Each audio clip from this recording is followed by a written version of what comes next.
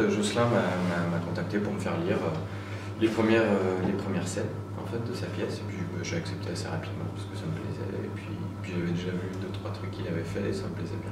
Moi pareil, je suis arrivé juste après Mathieu pendant le travail préparatoire. Il cherchait un rôle un peu comique, un peu fantasque, un peu rigolo, et puis écoute, je me suis dit pourquoi pas. Je suis arrivé sur le projet suite à un casting en fait, organisé après le départ du premier Valentin, voilà, et je suis arrivé donc un petit peu après les autres comédiens.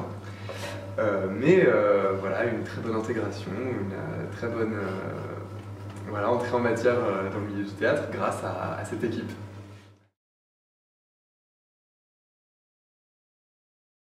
J'ai dit oui sur la première scène, sur le monologue. C'est plutôt ce qu'il lui m'a raconté, le pitch que je trouvais original, et le personnage que lui me présentait en tout cas, que c'était un personnage qu'on allait suivre tout au long de la pièce à travers une histoire amoureuse, et en même temps c'était une quête sur la confiance en soi.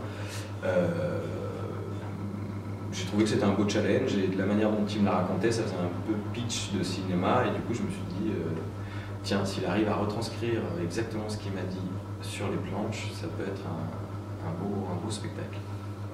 Il nous a bien vendu son projet, on avait fait un peu d'impro avec lui sur des concepts d'impro que Jocelyn avait mis en place. On connaissait Léon, le metteur en scène, on savait qu'on était bien parti, et puis l'idée en effet était hyper originale, on sentait que ça pouvait être drôle, et puis en même temps qu'il y avait cette petite touche d'émotion. Et puis vu qu'on était potes et que on s'est dit en plus c'était cool de se retrouver sur scène. Exactement, parce qu'on n'avait jamais joué ensemble. J'ai le troisième rôle, j'ai un rôle un peu de comme ça, détonateur comique. J'ai une belle expression, je suis content de voir l'expression.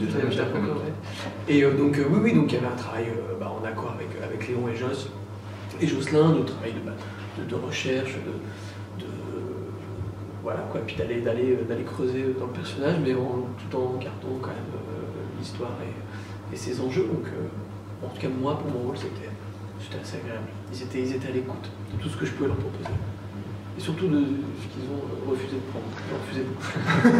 C'est très intéressant de travailler avec Jocelyn et Léon, dans le sens où tous les deux travaillent sur des formats de personnages uniques. Ils ne pensent qu'à une seule personne quand ils écrivent le personnage. Ils ne pensent pas à ce que ça puisse être une pièce qui va être tournée par 36 000 comédiens, etc.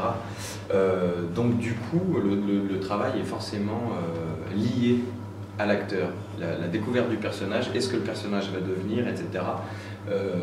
Vu qu'on a travaillé sur 2 mois et que les scènes voilà, se créent en fonction de répétitions, il y a des choses qui ont été forcément adaptées pour nous, et de même on a proposé certaines choses pour rentrer plus confortablement dans le personnage. Donc du coup c'est l'idéal quand on est comédien, mais je pense même quand on est auteur, c'est du coup de faire du sur-mesure, c'est assez sympa quoi.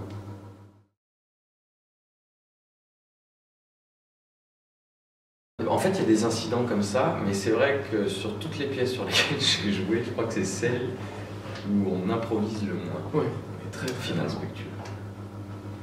Finalement, on va improviser sur nos personnages et les couleurs qu'on va leur donner. Il est possible que Romain, d'un soir à l'autre, soit peut-être un peu plus froid, un peu plus névrosé, ou un peu plus souriant. Ça va arriver.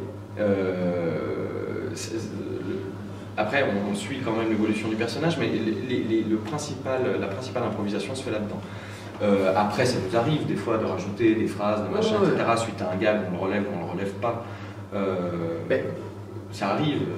Disons que les quelques impros qu'on a pu faire en la jouant, on les a fixés depuis puisqu'on les a gardés. Et que Jocelyn et Léon l'ont intégré. Donc en fin de compte... Du coup on ne les travaille plus comme une impro, mais on se soucie de savoir si ça apporte quelque chose réellement à l'histoire, à l'humour, à machin, à la rythmique. Ce qui fait que généralement, soit on gêne, soit on garde. Voilà. Et il y a bien longtemps qu'ils n'ont pas gardé quelque chose, on va peut-être, sur tes conseils, tu veux réimproviser des choses, changer peut-être l'histoire. Non, puis en plus en venant à Paris, on avait un souci de temps. Il fallait... Parce que certains soirs, si on étirait, on était plus proche de 1h40 que de 1h20. Et là, le problème, c'est qu'il y a constamment le problème, c'est que les gens partent. Les gens partent, forcément. Les gens partent à la fin. Donc non, maintenant on essaie on s'amuse quand même. dans ce cadre de Unova, sans trop rajouter. Moi j'ai une dizaine de tenues en gros, grosso modo. Et oui, alors du coup ça m'a entraîné le matin, je m'habille beaucoup plus rapidement. J'arrive à changer de tenue comme ça chez moi entre deux moments. Non, mais en effet c'est un peu sportif dans les coulisses. En effet, il y a des casquettes qui volent, des tongs qui partent. Vous voyez pas tout ça, mais c'est un peu le... On se rentre dedans, machin. Bon, des fois on arrive à chanter en même temps, mais, mais ça va, on gère. Oui, forcément, avec le ballet qui s'effectue hors scène. Mais c'est assez marrant parce qu'en plus tu vois l'autre se changer, mais toi tu te changes aussi. Donc je vois que souvent lui galère. C'est beau. La costumière a fait un travail formidable sur les scratchs et tout ça. On est hyper bien équipé, tu vois, ta chemise, tu la déboutonnes pas, tu la déscratches. C'est beaucoup plus pratique. C'est surtout Avignon en fait, qui a été déterminant en fait, pour nous.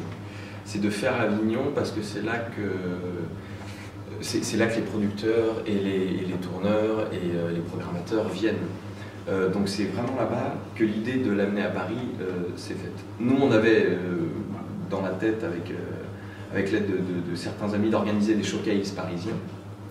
Mais en fait on n'en a pas eu besoin parce qu'il se trouve qu'à Avignon, c'était un des coups de cœur avignonnais auprès des professionnels, du coup c'est vrai que c'est là que ça s'est concrétisé. C'est vraiment là qu'on s'est dit ah peut-être qu'effectivement elle va avoir une vie à Paris, cette pièce, et du coup pour tous les trois je pense que c'était une belle opportunité, très belle aventure.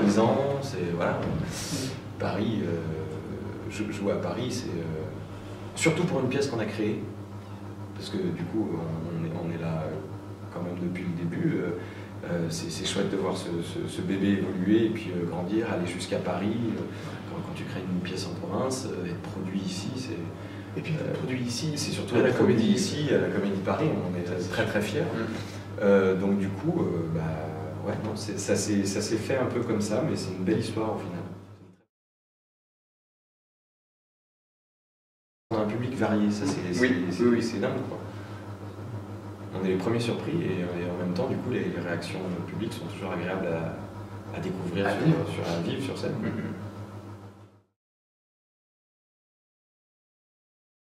On ne peut pas le... On peut pas le... Allô. Non, bah ça voilà. Après 3 mois du mardi au samedi, c'est déjà...